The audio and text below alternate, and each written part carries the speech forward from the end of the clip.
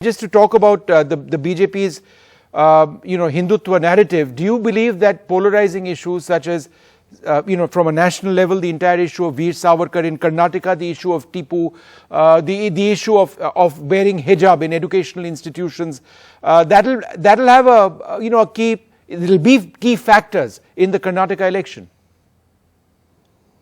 In Karnataka, whether Savarkar issue or Tipu issue, nobody will bother. I know actually several times these BJP friends, even running the government from last 3 years, they are not giving any good administration. Even regarding development work also, they forgotten. They only raising these kind of silly issues to disturb the communities. For that actually they are trying from last 3 years, but it will not going to affect on the common man, and they will going to fail by bringing these kind of issues in the mainstream, and for that Karnataka's will going to teach a lesson to these BJP friends.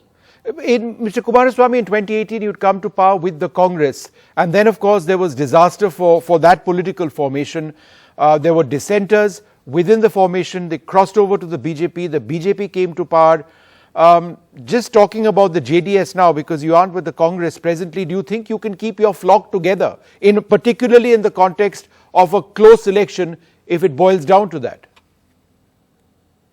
Here in this election, our party's main goal is to reach 123 by the blessing of Kannadigas and to form the government on our own. Several developments took place from last 3.5 years. How these BJP friends run the government, how the people are very much disgusted about the BJP's performance in Karnataka.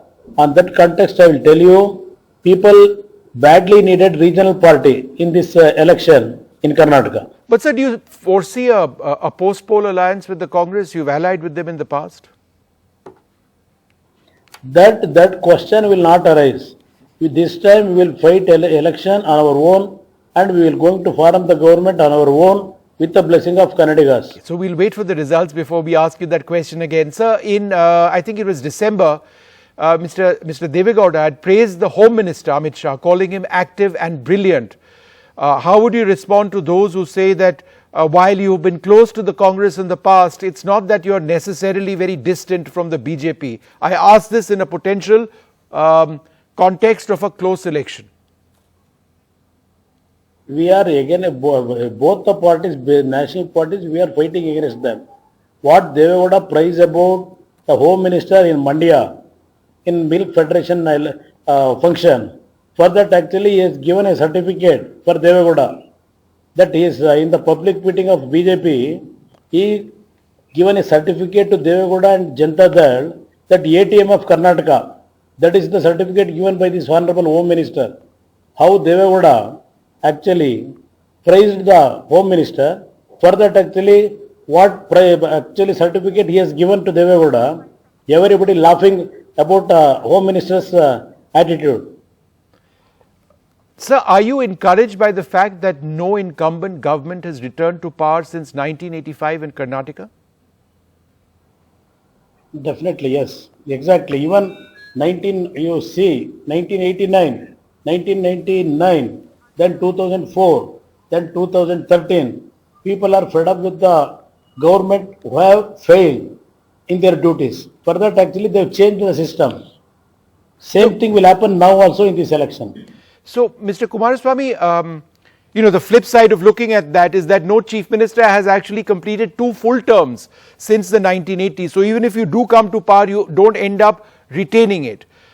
Is that also not a concern for you? I mean, you can say the question is premature, but it is a reality, it appears, in Karnataka politics for the last 30 years. No, several problem is there, I will agree. In Karnataka, people are very much intelligent. How they have to take the decision with silently, they will take their own decisions. That's why actually here in Karnataka, several leaders who run the government, whatever they themselves they praising that we have done a good marvelous job, whatever they given publicity, People ultimately they decide that they will give the marks, how much that government's performance.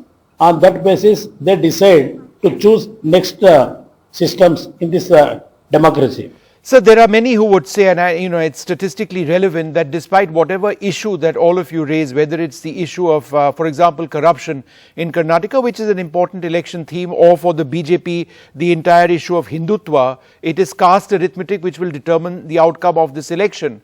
Do you believe that, I do realize that among the Vocaligas, the JDS is dominant, but do you see a threat from, say, the Congress, which has a strong following among the Ahindas, in making inroads in the Vocaliga vote bank? Whatever caste politics is actually trying to get the benefit by these Congress friends, they will not achieve in this caste system. Whatever OBC issue, whatever Vocaliga issue, people are intelligent here. That's why I am telling you, Congress real ground reality strength, they can't cross 75-80 seats. According to me, from last 10-15 years political development analysis, if we predict Congress real strength is only 75 seats. If with very hard work and all unitedly if they fought, they may reach 70-75 seats. That's all.